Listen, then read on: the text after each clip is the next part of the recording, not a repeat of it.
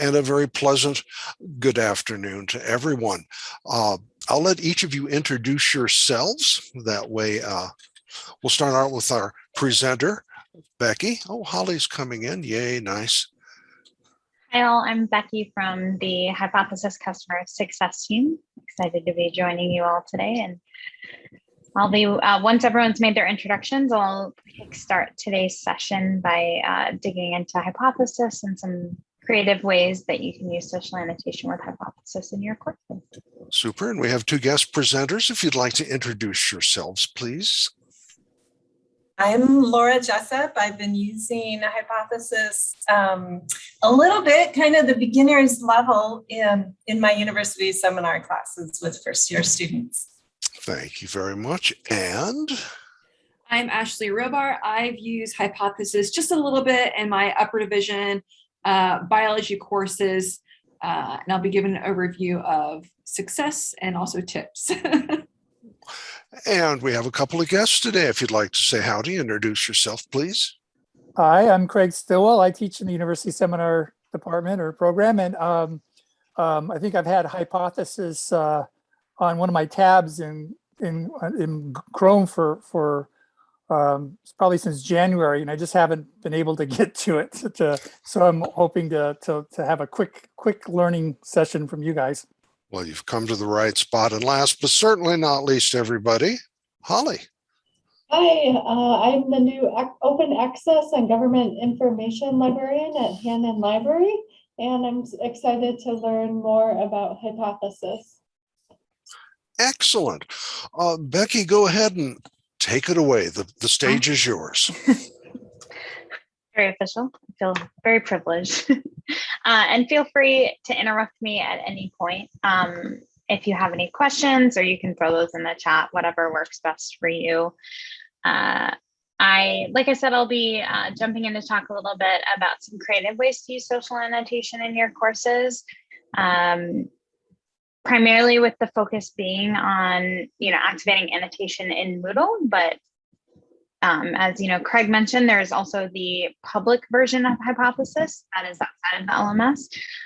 So that is available for you as well, although we typically encourage instructors to use the one inside of your LMS for privacy and security reasons. But yeah, excited to see. I'm particularly looking forward to hearing from Laura and Ashley as well. So we've done the introductions, and yeah, I'll just really kick us off.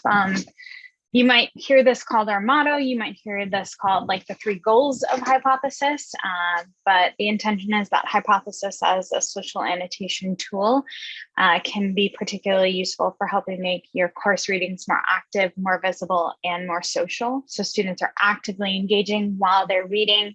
They're not just scrolling or adding, highlighting without the intention of adding meaning to their reading.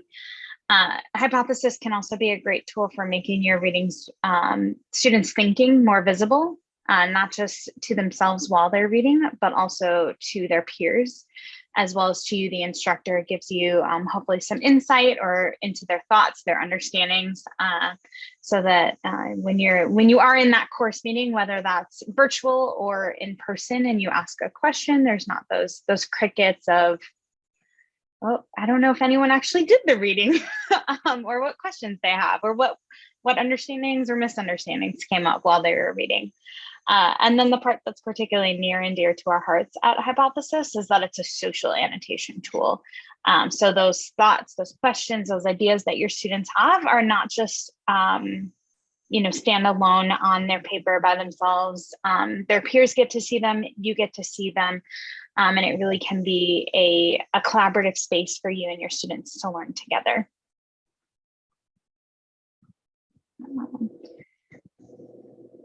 The great thing about Hypothesis in Moodle is that all you as an instructor have to do is add it to your course reading. You don't have to create accounts for students. They don't have to create accounts for themselves. Students are automatically annotating based on the course that they're in Moodle. And then if you choose to, you have the option to grade annotation sets. So we see everything across the board from ungraded annotation sets to it's a large part of their grade, and it really does depend on the intention and what you're hoping to see in students' annotations and get out of their readings. But you do have that available to you. And the annotation grading toolbar can just be a great resource for selecting individual students and seeing just their annotation. So even if you choose to make it out of 0 points, that can be a handy tool to use as well. And then 2 questions I just want to touch on because these are probably in workshops, the 2 questions I get asked the most, and that's what can you annotate and what can you include in your annotations. So in terms of what can you annotate, you can use Hypothesis with publicly available websites and PDFs. In terms of publicly available websites, that does mean it can't be hidden behind a set of credentials or a paywall. So if you're anything like me and get those notifications of you've reached your limit of New York Times free articles this week, that's an example of a resource you unfortunately wouldn't be able to use at this time with Hypothesis. You obviously have options to turn certain resources into PDFs, whether you're printing that as a PDF or downloading it. You would just want to make sure that you're abiding by any copyright policies for you all. And then a very common one or popular one that we're hearing more and more about is instructors using Hypothesis with those open education resources. So those texts that don't require a set of credentials are available to everyone. And then what can you include in your annotations? So probably the most popular, the one you think of the most, is when you annotate, you're going to write something about the text. And you're going to write that in words. But there's lots of different options here to really add meaning to the text, to give students different modalities to respond to the text. So whether you're giving them the option of choosing to include text, an image, or a video, or they're doing explicit tasks in their reading, and maybe they're creating some sort of glossary and visual glossary, and they're adding an image or making those connections, and they're linking out to those external resources so everyone can take part in that connection making. So it really, the ability to add multimedia can be a really powerful tool to have students contribute to discussions in different ways. And there is I'll go ahead, Margaret, great question. So Margaret's asking about uploading PDFs. So when you add Hypothesis in Moodle, you have the option, it will ask you if you would like to add the URL of that website or PDF, or you can go ahead and add a PDF from Google Drive. We are currently working on some other integrations as well. So OneDrive is one that our team is working on building out if you use OneDrive at all. In the meantime, you also have the option of uploading PDFs from your device. So you can add, so if it's stored in your documents folder, your desktop, or downloads, you can go ahead and add those to Moodle to annotate with as well. Margaret, does that answer your question? Yes, thanks, Becky. Yeah, you're welcome.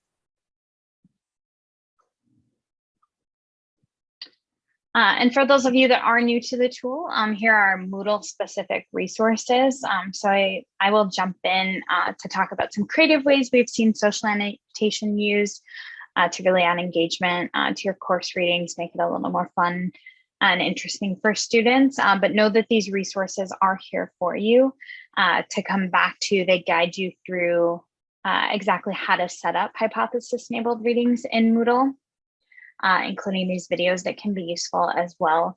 And our team is, if you give it a go and you run into any issues, like, you have amazing support internally at your university, but our team is also always happy to help as well. So we can always do a quick screen share and demo and walk you through how to use the tool if you need any of that support. And that goes for any of your colleagues as well.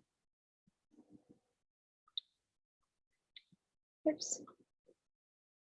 Did not mean to play the videos. There we go. Fortunately, I think these are ones I didn't make, so you don't have to hear me say the steps. I believe my colleague made those, so a little variety is always nice.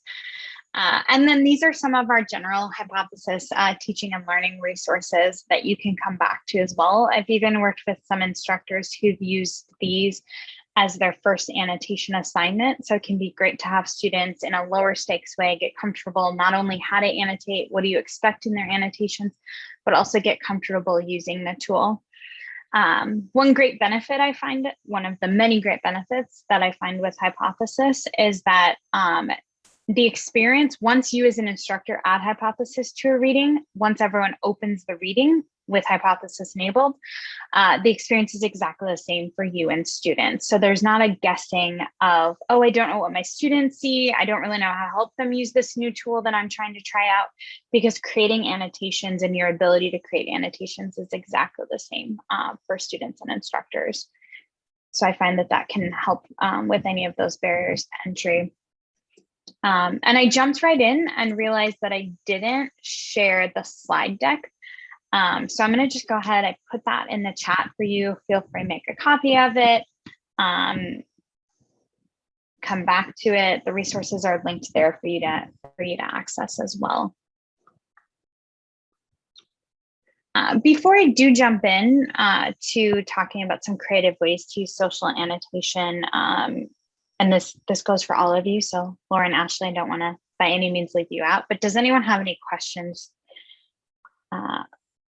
right away that they want to jump in and ask? I'll jump in. I don't know if I just spoke at the same time as someone else, but I have a question. So in University Seminar, there is an open access book that a lot of us like. And I thought it would be cool if we can use that with Hypothesis. It sounds like we can. I don't know if we can do like the entire book, which is 150 pages, or if we would break it up into smaller chunks. And then maybe this is also kind of for Holly, if we can somehow integrate little activities or quizzes or something even within Hypothesis. I mean, I imagine I can give a link to something in my annotation that I put in Hypothesis. So I guess that's one question, just like how we might use this with an open, somewhat short textbook.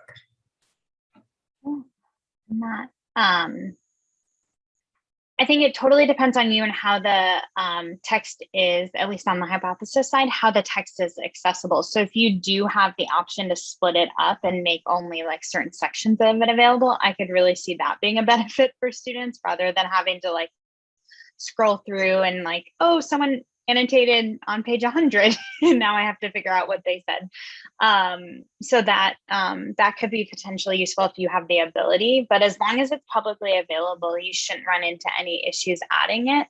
It really does depend. I'd have to see the resource itself to see if you can split that up into different sections and make those available to students. And then I know you were also maybe specifically speaking to Holly, but that is actually a great idea to link a quiz, and I don't know if you have a specific tool you tend to use for those sort of like reading quizzes, or just like I don't even know if formative.com is still around. It's one I knew when I was a K-12 instructor, but something like that, you'd be able to link out. You could just add a link, like once you finish reading, jump in here and complete your short reading quiz or formative assessment. But Holly, I'll let you jump in. Or it seems like they could do a short quiz or answer a questionnaire in Moodle. That format would already be in place, so it wouldn't be having the students to learn another tool. Yeah, I think that's a great idea. Yeah, thanks both of you for those ideas. And then Margaret, I might have interrupted you earlier if you wanted to jump in. Yeah, thank you. I actually have two questions. One's a very specific one, like that last one. We use a graphic novel in class. The students all have a hard copy of the book, but I would like them to annotate a couple of pages from it. So if I'm understanding you correctly, I can upload my own PDF of those particular pages, right? With the images and stuff, and they can annotate? Yeah, the thing you'd want to make sure of is that the PDF would have to have selectable text. So it would have to have that layer of optical character recognition. So I'm not sure if it's purely graphical and not if there's any text, we would just want to make sure that there's selectable text. I'll have to look at that. That would. Oh, Yeah, okay. and The other that we question is- do have a free tool. Sorry to interrupt. We do have a free tool That's that you can use to OCR, add that selectable text. I can't promise it'll work perfectly on a graphic novel, but and our team would definitely be happy to look into that. If you want to at any point send us the PDF, our support team. Yeah. So if I just that'd be great. If I can just send you a page and you can let me know what it looks, if it looks possible. The other question was about groups of students annotating. So in a class of 30, say you want groups of 4 or 5 students working together. Is there a way to set that up easily inside Hypothesis, inside Moodle? So we don't currently, yes and no. And I'd be curious to hear if Ashley and Laura have done group work at all and sort of what that experience has been like for you at all. But we currently don't work with Moodle groups. It's one we're looking into for all of our LMSs that we work with. So the ability to use the native group feature in an LMS and assign readings that way. You all actually have an amazing resource for using groups, and I will put that in the chat. I'm just grabbing the link to that that walks through how to specifically set up groups in Moodle.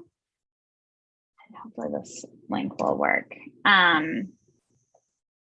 So I definitely cannot take credit for any of this. The one thing to note about creating groups is that when you use a PDF with Hypothesis, we're creating the annotations, or we're creating this group based on like the annotation based on the PDF of the annotation. So if you want different students' annotations to not be visible to each other, you would have to take a step. And this is the part that just is a little bit time consuming, is to create unique fingerprints for each of those PDFs. So if you have 5 groups, you would have to create PDFs with 5 different fingerprints and then assign those to students and their specific groups. You can select who the assignment is visible to based on your groups, but you'd have to take that initial step of the fingerprinting of the documents. And then,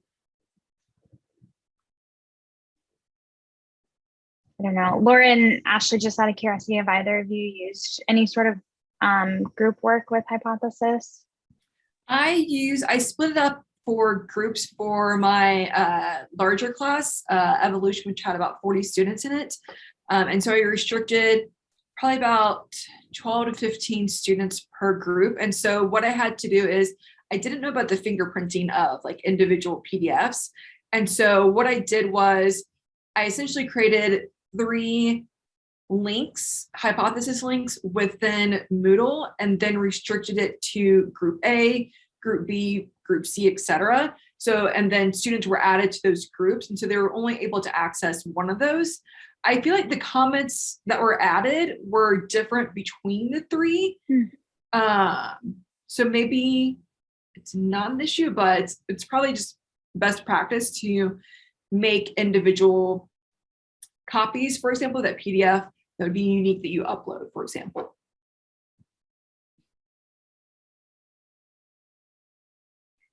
These are all amazing questions.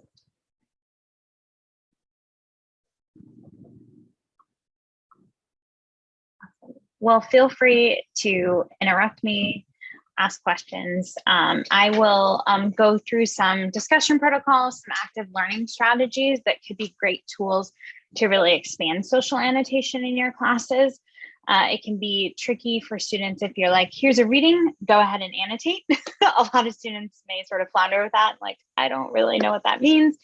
And in a way, we might also just be so accustomed with social media and so on to add these like, oh, I like this.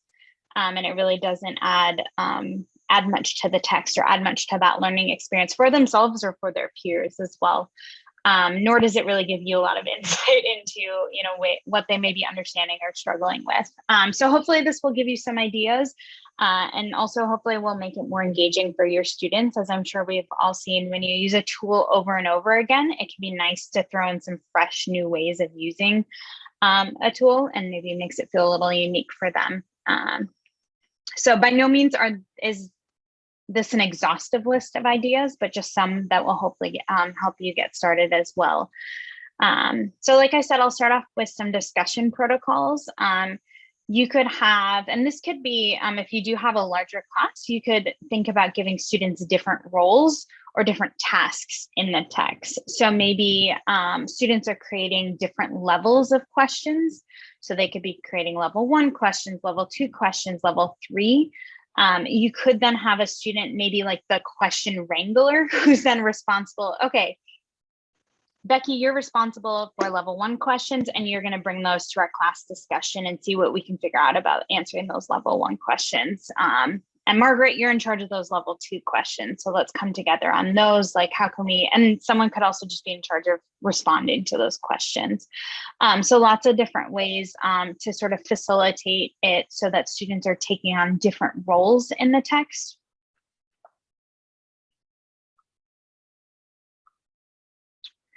And here are just a few other active learning strategies as well that could be, and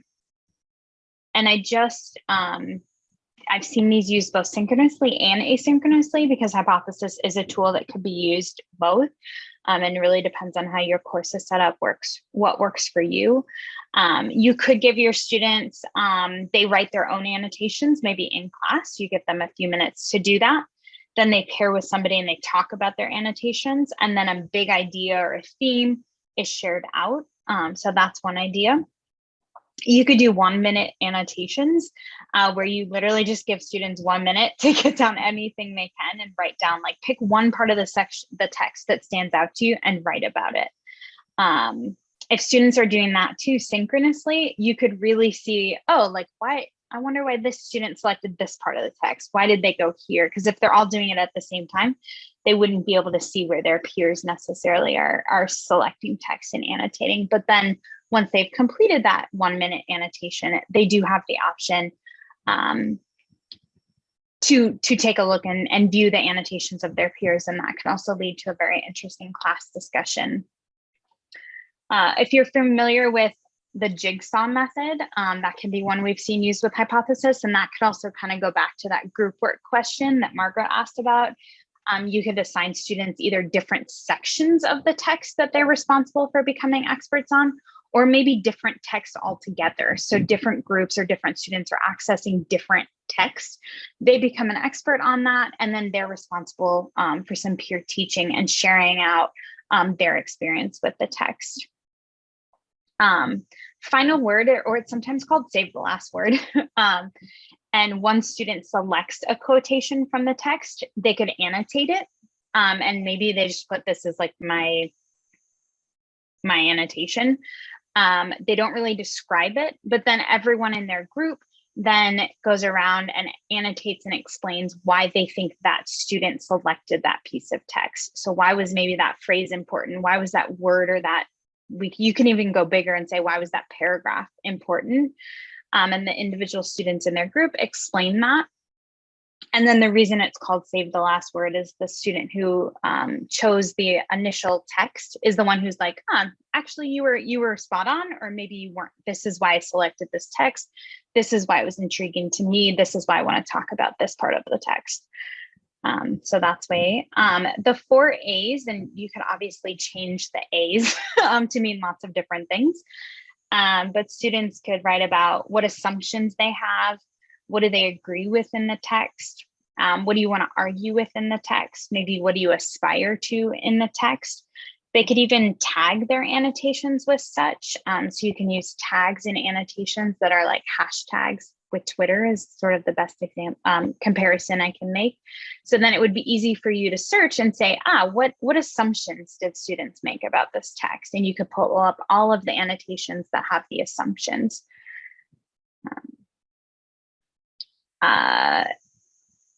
I'll jump back to the 3-2-1. There's also lots of options for that one. But sit, I've seen this one used, and you can have students tag their annotations with this as well. So they could sit on their annotations. What is surprising, what is interesting, and what is troubling. So if students are sort of at a loss to even get started, they can go ahead and at least share that. The 3-2-1, lots of different ways to do that. Students could share, and it could be 3 thoughts, 2 questions, 1 summary.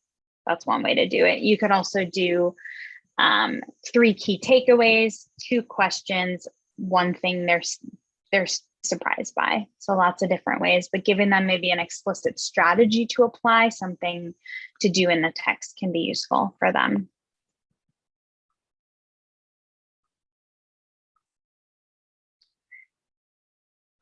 Making different types of connections can be really useful for students. So maybe you're explicitly having them make all 4 types of connections, or maybe they're having the choice of what kind of connection they're making with the text. And again, you can have students tag their annotations with such as well. So maybe they're just writing a tag that says self. So you could go in, search for tags and see. It's also a great way for students to learn about their peers as well. They could search and see, what are my classmates making connections with in terms of personal connections to themselves. If they're making connections to maybe the outside world or to media, they could also be linking out to those resources. So if you're like, I'm reading a piece of text, I just read something about this. Let me actually grab that link and add that. And that can be easily shared with you and their peers.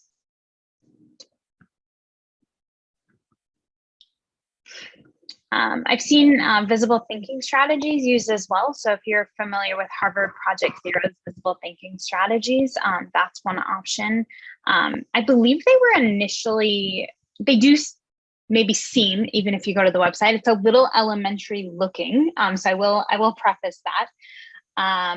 But there's probably not so much difference between a 12-year-old and maybe what support they need in their reading and a 19-year-old. So I really think it can be applicable.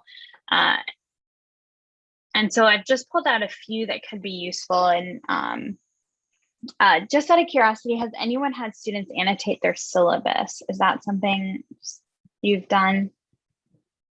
No, it looks like not. So that is a popular one we see. And I've recommended, I worked with an instructor last week, and I was like, you should give this a go on your syllabus. And she was like, okay. And she said it worked well. So she did the compass points activity, where students in the syllabus were identifying things they needed to know, what they were excited about, any like stance or suggestion, or even something they were surprised by. And then their worries. So that can be a great way to build that community with your students as well. I've even, heard from instructors that students have identified mistakes in their syllabus or course outline and have called attention to that. So a great way for us to, all learn from our students. Giving students sentence starters or options can be useful too. So have students reflect on their thinking and how it changed after reading the text. And maybe if they're stuck, say, give this a go. I used to think this, but now I think this. And that could also be a way to summarize, even if they're not using that in their annotations. Once they read all students' annotations and they converse with each other and you have that discussion on top of the text, it could be a great way for students to reflect on all of the annotations as a whole and not just their own annotations. So that reflective piece can be useful. You could have students create a headline for the text. So what is, and maybe that's per paragraph or per page of the text. So students are creating almost like a headline for a newspaper. How could they summarize? What are the key points of this, the key takeaways you need to know after reading this article or this piece of research? A more fun one, and this is a way to use multimedia in your annotations as well, is to have students do a color symbol and an image that represents a part of the text. So again, that could be of the text in its entirety or more specific sections of the text, and that you could give them choice in that too.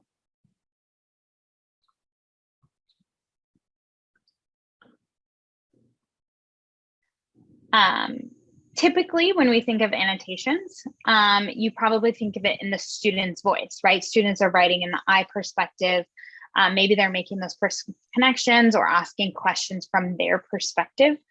But you could have annotation be a way to impersonate.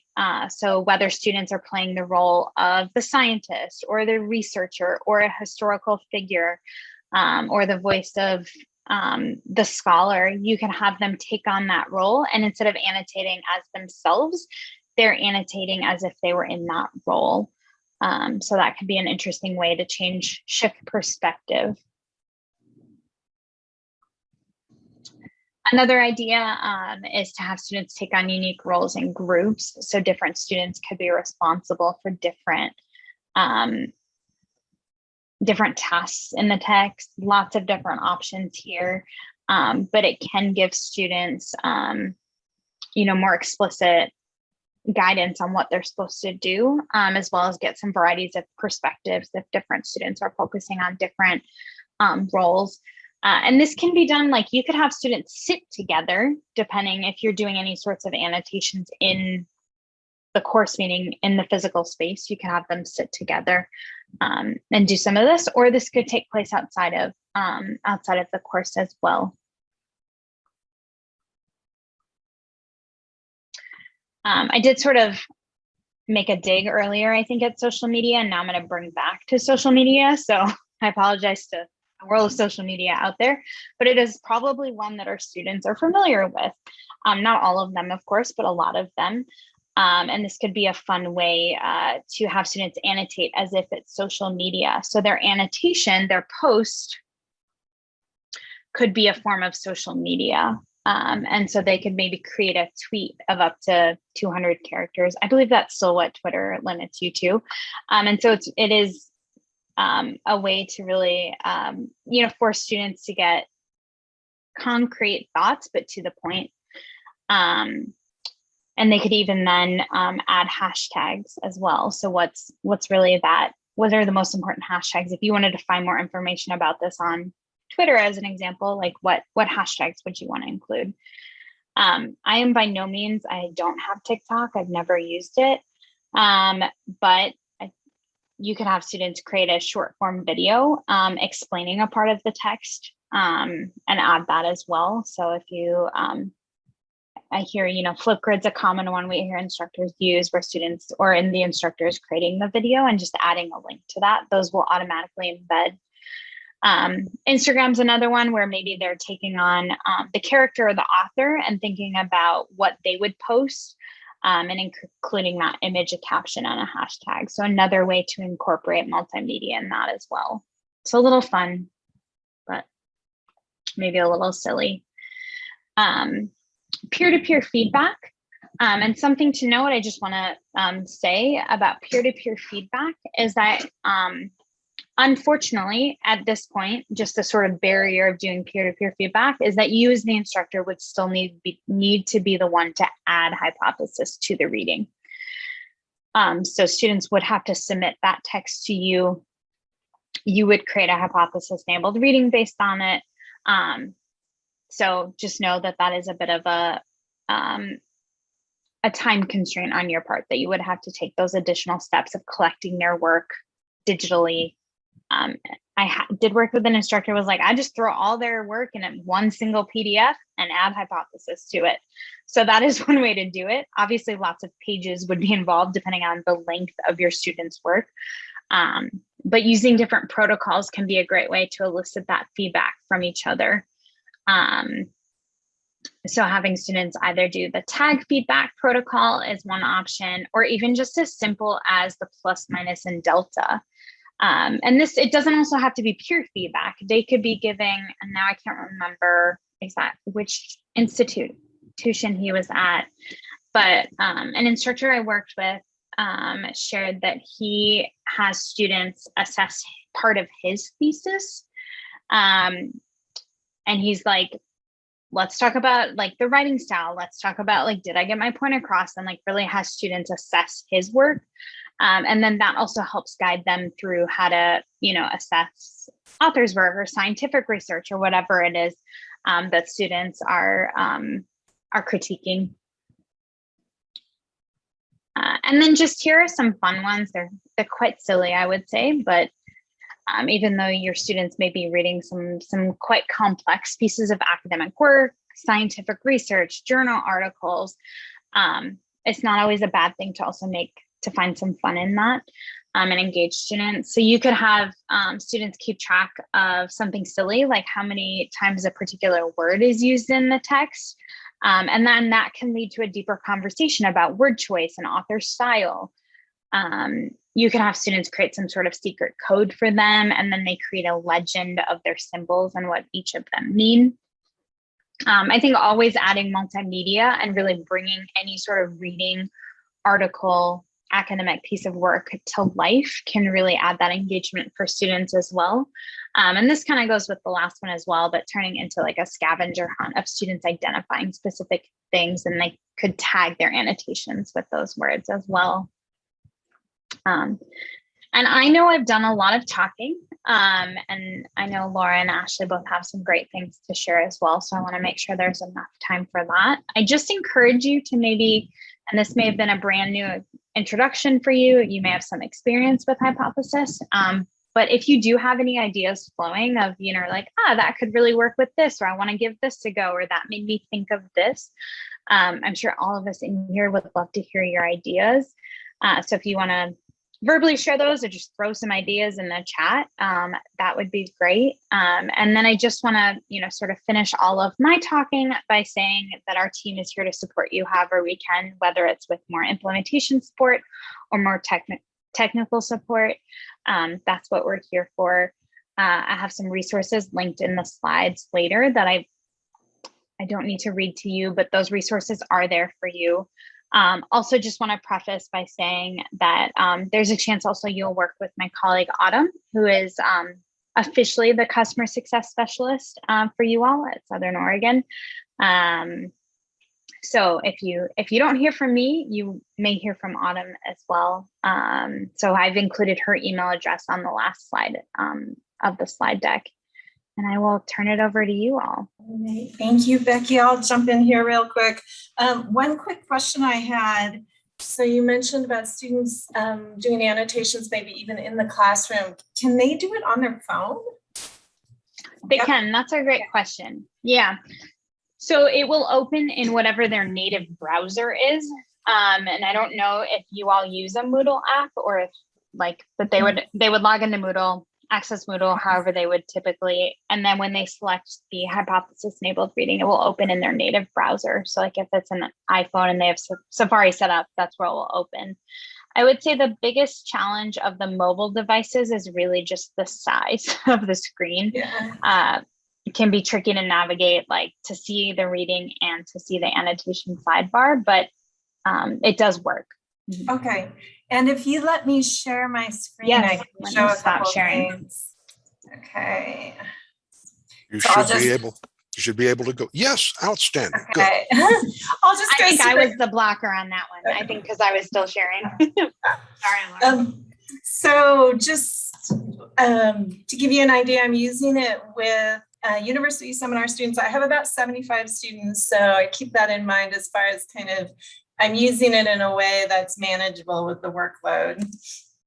And I started by just uploading some scholarly articles. That was my first step. It's actually super easy to do. I had the PDFs of the articles. I had my students, I had the whole class read 4, and then I kind of did a jigsaw where I assigned groups to read 1 more deeply.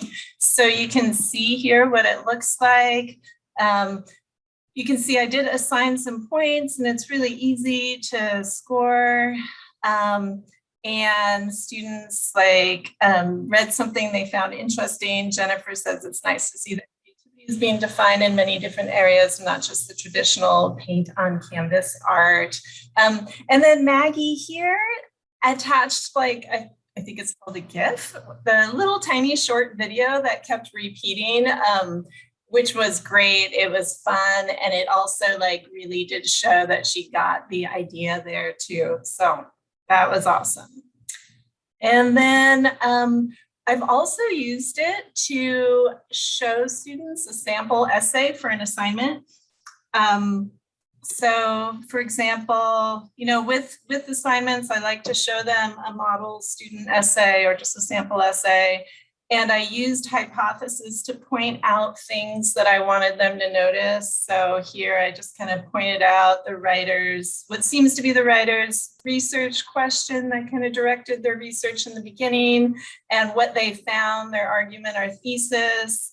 Theater can be a powerful tool for activism, and this art form only reinforces inequality when social justice is ignored. So I could use hypotheses to point those things out. And I can also point out the documentation. Here we used the Chicago Notes bibliography, so I can point out what that looks like.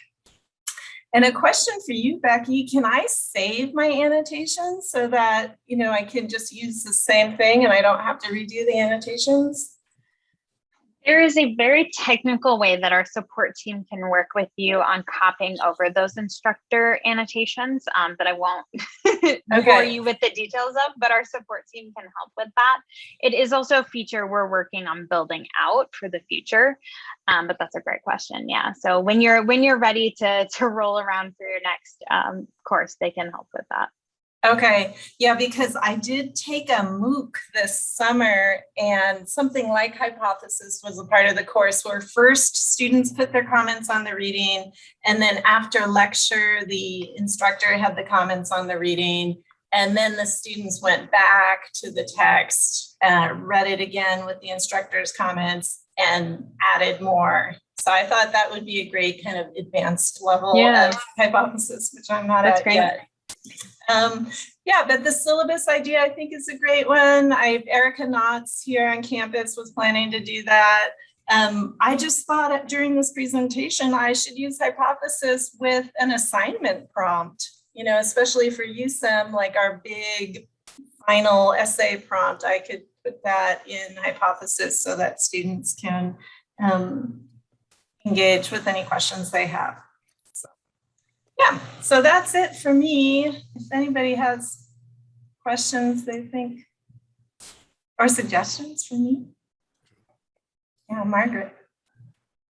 Question. So I'm coming, I want to share my screen in a second and show the page of the book, the graphic memoir that I'm using. But Laura, I'm wondering, like, how is that annotation of the paper better than like in a Google document using Google Comments and annotating that way? Is there an advantage, do you feel? Yeah, that's a good question. And in some ways, when they click on Hypothesis within Moodle, it's a little more direct. Maybe it's a little easier for them to access is my first thought. Maybe Ashley has other thoughts, but yeah, I think Google Docs can do a lot of the same things. I know when students click on a Google Doc with comments, are the comments always like immediately visible, or do they have to click on the see comments? I think they're pretty, I'm going to share my screen in a sec so that you can see this particular one, but I think that they're visible. They have to remember to click comment or else it disappears. There's a couple of little tricks, but I can see that. So like with the PDF of the scholarly articles, those were yours, right? And you uploaded those PDFs, and it was that text readability thing that Becky was talking about, that automatically happens, right?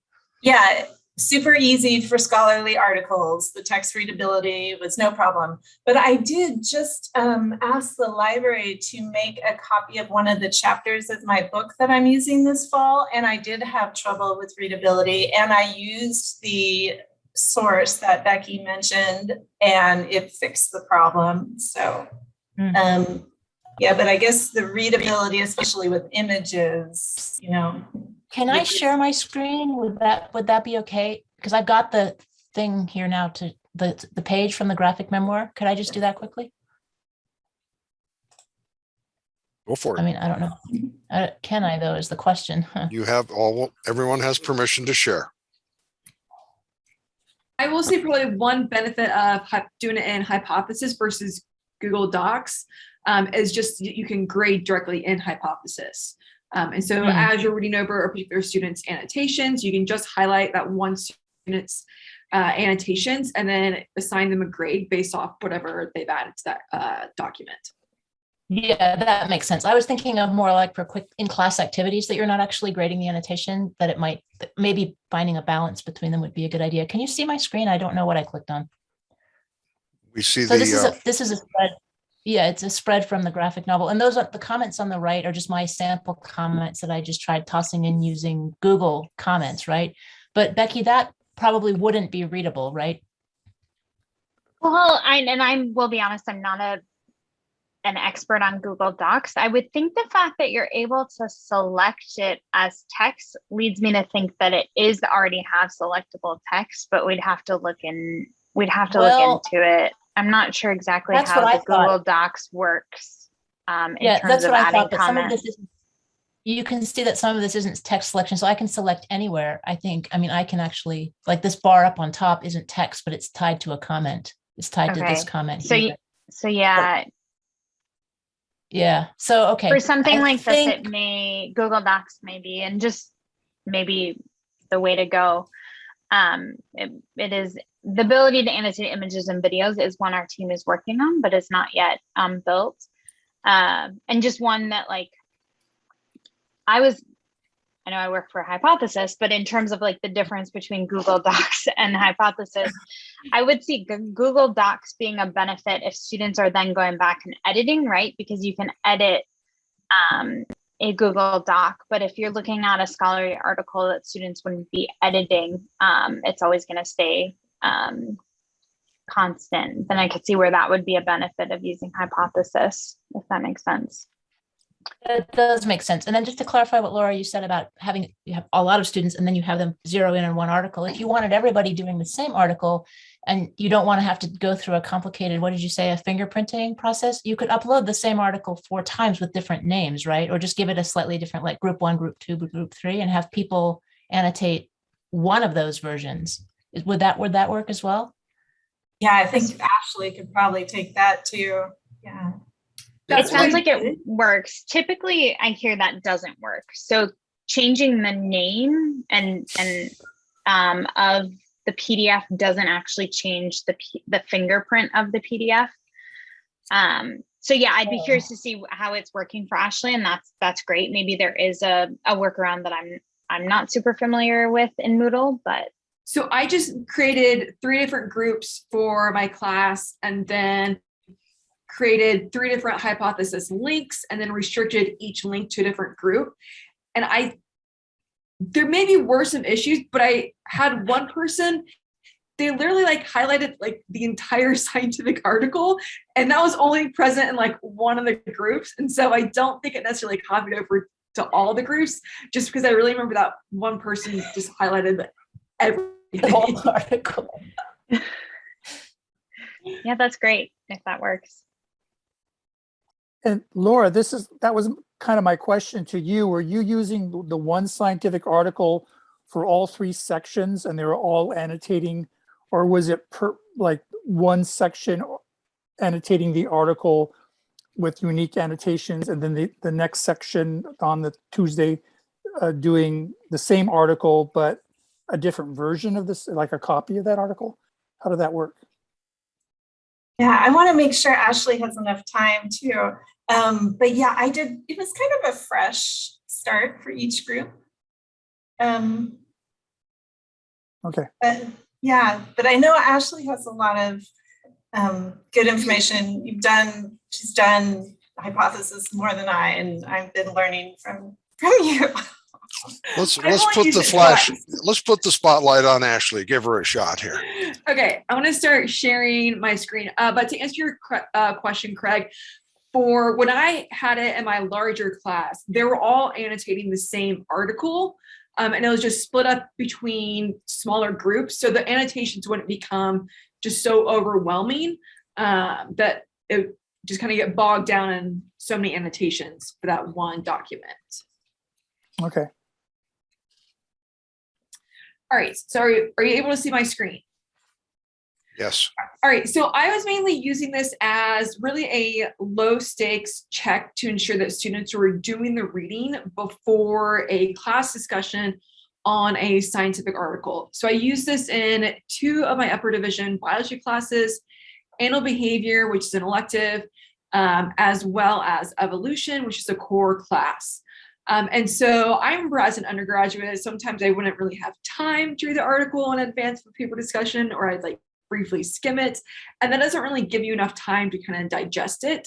So I really wanted to ensure that students were reading the article before coming to class. And so students need to add their annotations to the shared copy the night before the discussion. And animal behavior, that was a slightly smaller class. And I also had grad students in that class. And so when we had paper discussions, I actually put the graduate students in charge of leading that discussion. And so I had the annotations due the night before. That way the discussion leaders could look over the comments and see if there was anything that they wanted to make sure to highlight or frame the larger group discussion around. I had a rubric for grading the annotations, as well as just the overall participation during the paper discussion. And I graded the annotations both on quality as well as quantity. And so that made up about an equal proportion of the participation overall. So they got points for actually speaking up during the discussion, but they got an equal number of points for adding their annotations before the deadline.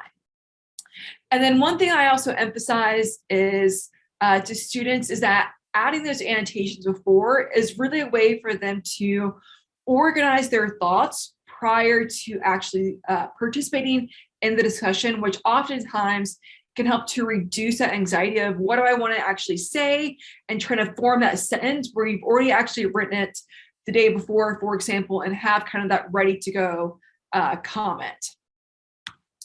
So I sent this link to Bill. So when I first did it for animal behavior, I made a short video for how to actually, for example, the link on Moodle to the participation rubric and grading guidelines, the link to the actual article, how to add annotations themselves. And so I posted that video to my Moodle page so students could review that as well. I recommend adding a separate link or file for whatever the students are reading. So they read that before they add their annotations. And also make sure along those lines to show students how to hide annotations from others, which is the eye icon, because in one of my classes, students forgot to do that. And then they just kind of they did it really close to the deadline. And a lot of other people had added their annotations. They were just kind of overwhelmed and weren't sure where to add them. And then we've already discussed this, for larger classes, you can use the Moodle groups to restrict access, although maybe find out about the fingerprinting item. And then also be more explicit with the grading rubric. So I had exemplary and effective and like satisfactory and unsatisfactory. And so for the highest one, one of the guidelines was that annotations needed to be substantial on both quantity as well as quality. One of the papers that we read was a 12-page scientific article, and I had one student that added 2 comments to the entire thing, and they thought that qualified as substantial and quantity. So I had to be like, well, no, that's not, I realized that's somewhat subjective, but it's not really enough to qualify for substantial. And then I also found, so when I use it in animal behavior, that has a lab associated with it. And so our very first lab, partially because we were remote, but I think it's a really important skill that a lot of times we just assume students have gotten prior experience with. But I was able to devote an entire lab for how to actually read scientific articles and tips and strategies. And so I feel like the quality of the annotations, as well as the follow-up discussion, was much higher when I was able to devote a previous class or lab period to go over how to actually add these annotations and kind of questions that you should be thinking about and actively taking notes during the process. And so that's really all I had to share. And then I believe Bill has posted that link to the Moodle page. Yes, I had 2 links supplied, and both of them did, in fact, get on the Moodle page for your listening and dancing pleasure. Okay. Well, are there any final questions or final notes? I think we've used up our time very well. I appreciate everyone coming and taking part in today's activity. As we say in the business, thank you very much. You've been a wonderful audience. Thank you. Be safe. We'll see you next time. Well, Bye. thank you. Have a good one. Bye-bye. Thanks, everyone.